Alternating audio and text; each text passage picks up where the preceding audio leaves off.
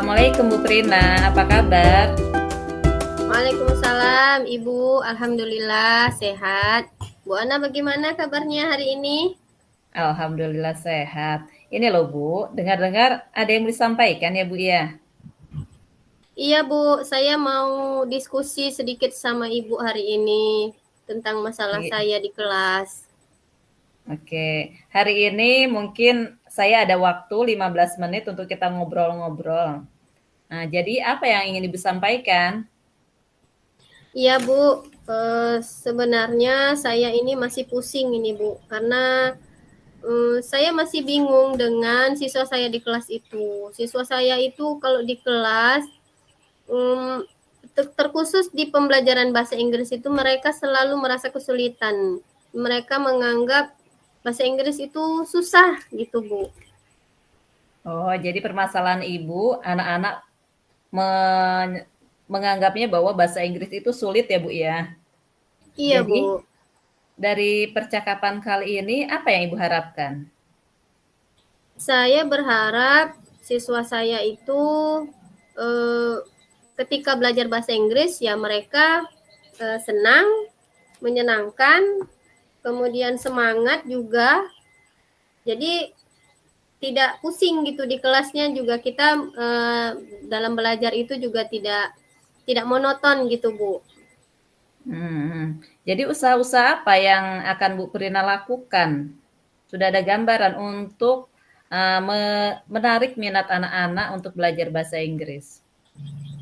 Ya, mungkin kemarin saya juga sudah menganalisis salah satunya penyebab anak-anak saya ini tidak suka pelajaran bahasa Inggris karena mungkin mereka memiliki kosakata yang sedikit. Jadi ketika mereka membaca teks itu banyak lebih tidak tahunya daripada tahunya gitu. Jadi banyak pusingnya mungkin dia. Jadi mungkin salah satu yang akan saya selidiki ya, yang akan saya lakukan ya bagaimana caranya mereka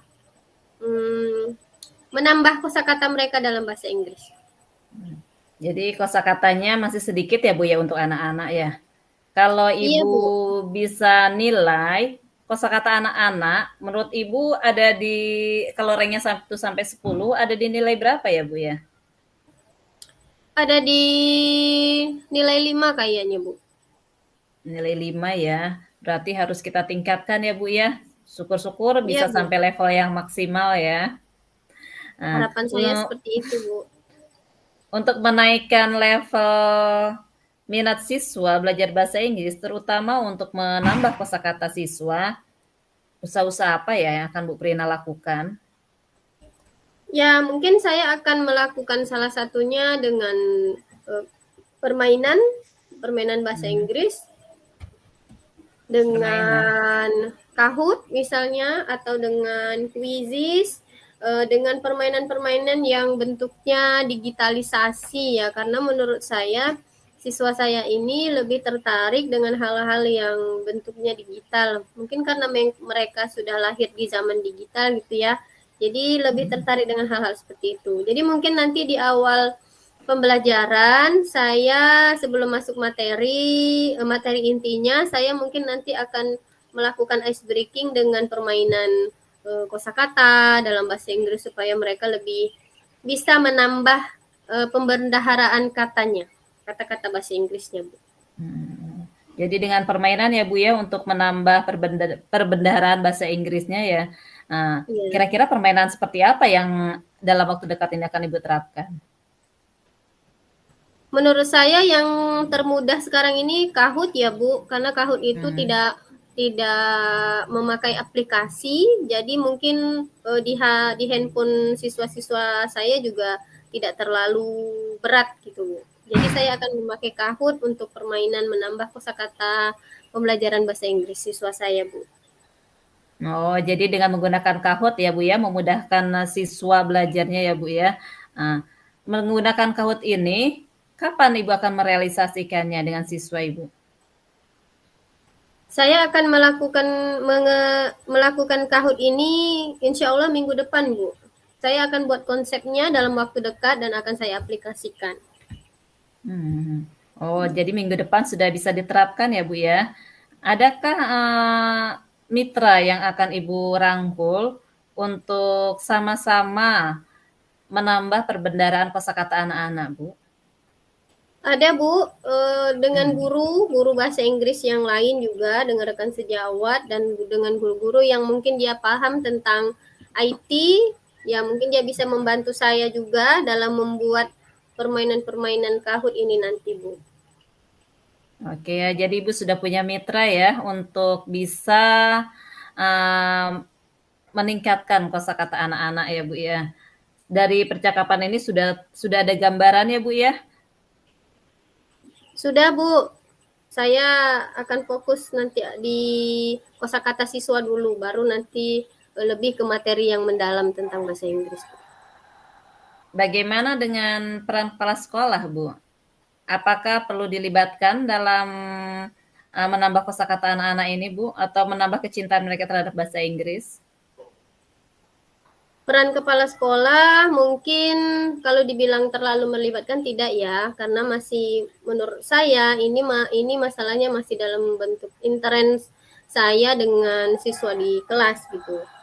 Tapi mungkin kalau sepanjang waktu berjalan nanti mungkin akan bisa kita lakukan bersama Bapak Kepala Sekolah, atau kita nanti membuat sebuah program bagaimana kita membuat English Club nanti di sekolah ya, supaya siswa-siswa kita ini menarik minatnya untuk praktek berbicara bahasa Inggris di sekolah.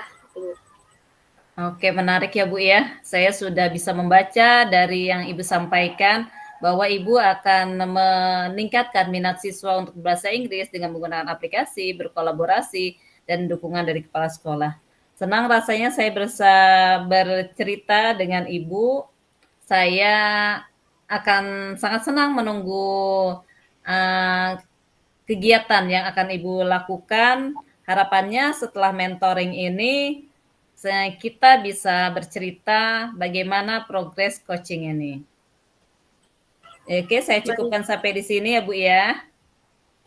Baik Bu, terima kasih sudah mau berdiskusi dengan saya, memberikan coaching-coaching yang luar biasa. Saya mendapatkan ide-ide baru dari diskusi kita pada hari ini, yang biasanya, yang sebelumnya belum saya pikirkan, ternyata ketika diskusi di coaching ini kita mendapatkan ide baru. Bagaimana caranya saya bisa mengajak teman-teman, mengajak siswa-siswa saya untuk melihat bahwa bahasa Inggris itu sebenarnya menyenangkan. Oke Ibu, terima kasih kembali. Mungkin lain kali kita bisa bercerita-cerita lagi ya Bu ya di lain waktu ya. Saya akhiri ya Bu ya. Baik Bu. Assalamualaikum. Ya, terima kasih Ibu. Waalaikumsalam warahmatullahi wabarakatuh.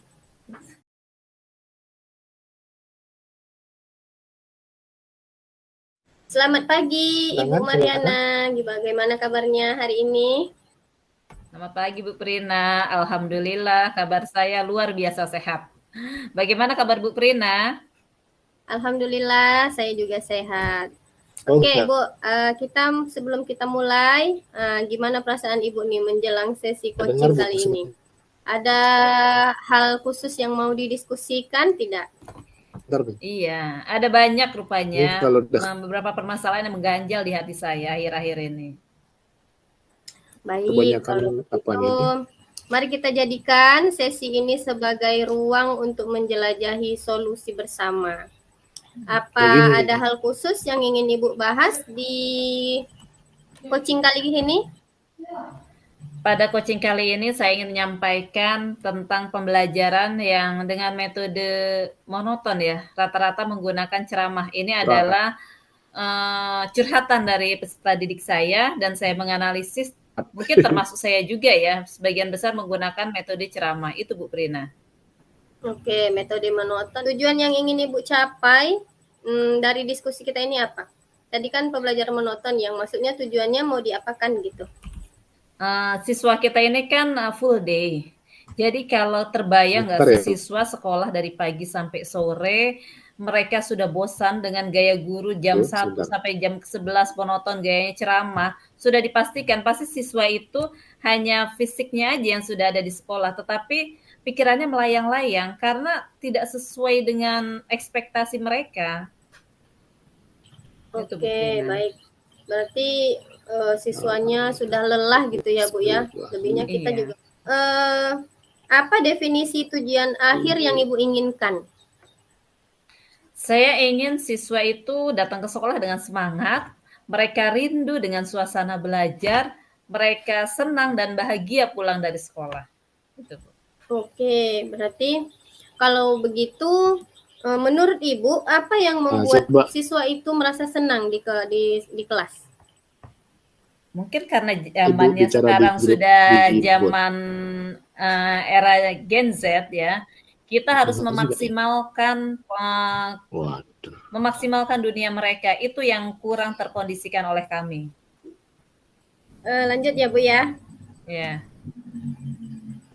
Nah, tadi kan apa tadi yang membuat siswa merasa senang tadi kan dengan digitalisasi dan lain-lain itu ya Bu. Nah, gimana caranya Ibu tadi kan katanya keluhannya belajar monoton. Jadi gimana Ibu mensiasati gitu situasi tersebut? Nah, mungkin sekarang kurikulum Merdeka kan pembelajaran sudah berkurang ya. 10% untuk proyek ya. Di proyek itu kan di luar sekolah. Mungkin itu merupakan hal yang luar biasa membahagiakan untuk mereka karena mereka tidak terkurung di dalam ruang kelas. Kalau untuk pembelajaran di ruang kelas, mungkin kita harus melihat kondisi. Kalau pagi mungkin kita bisa belajar serius, kita mengenal metode ceramah atau kalau misalkan eksak berhitung. Tetapi kalau siang hari, itu sudah tidak efektif lagi diterapkan. Jadi kemungkinan kita harus mencari solusi yang lain. Kita harus menggunakan media pembelajaran, entah itu kita langsung menyaksikan video, atau diberikan keleluasaan menggunakan Gen Z mereka dengan gurunya yang bisa mengarahkan. Gitu, Bu. Baik, berarti sudah mulai terlihat ya kira-kira apa rencana Ibu dalam mencapai tujuannya nanti. Tujuan yang tadi supaya tidak monoton pembelajarannya. Rencana saya akan memetakan gaya belajar mereka. Sesuai dengan kita kita tes dulu gaya belajarnya apa. Jadi kita memberikan keleluasaan. Oke, kalau yang memang sukanya visual, kita kasih fasilitas visual. Kalau yang audiovisual. Atau yang misalkan kinestetik, kita beri kesempatan mereka untuk bisa mengekspresikannya. Misalkan bisa di labor atau memang menggunakan media-media langsung yang bisa untuk praktek mereka. Baik, Bu. Nah, dari semua praktek yang akan Ibu rencanakan itu, tahap awal rencana Ibu yang mana? Tahap awal saya akan kalau akan menggunakan gadget atau akan menggunakan proyektor untuk menerangkan pada mereka, menggunakan video-video yang menarik. Nah, setelah itu kita bimbing mereka, tugasnya mungkin di produk dulu ya, kita diferensiasi produk dulu. Tugasnya kita tidak memaksakan misalkan harus dalam bentuk PowerPoint atau misalkan harus dalam bentuk makalah, tapi beri keleluasaan pada mereka, tugasnya boleh. Jadi tugasnya itu diselesaikan di sekolah, tidak di rumah. Kalau yang suka video, mereka ngambil tempat di pinggir sekolah atau di belakang kelas sehingga mereka bisa langsung tahu hasil pembelajaran ini. Misalkan tentang laju reaksi, mereka laju reaksi adalah menampilkan dengan videonya. Kalau yang suka dengan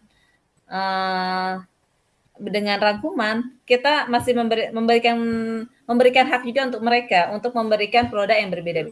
Nah, Ibu, misalnya nih strategi tadi sudah Ibu rencanakan gitu kan. Kapan akan Ibu lakukan itu? Itu kita buat rencana pembelajarannya dulu, minggu depan mungkin sudah bisa dilaksanakan. Baik, berarti sudah mulai tergambar ya Bu, bagaimana hasil akhir apa yang akan Ibu lakukan? Kalau untuk saya mungkin sudah tergambar, tapi kan sekolah ini tidak hanya satu, tapi kita berharap bisa mendiseminasikan ke guru-guru yang lain supaya mereka mengerti kebutuhan siswa tersebut.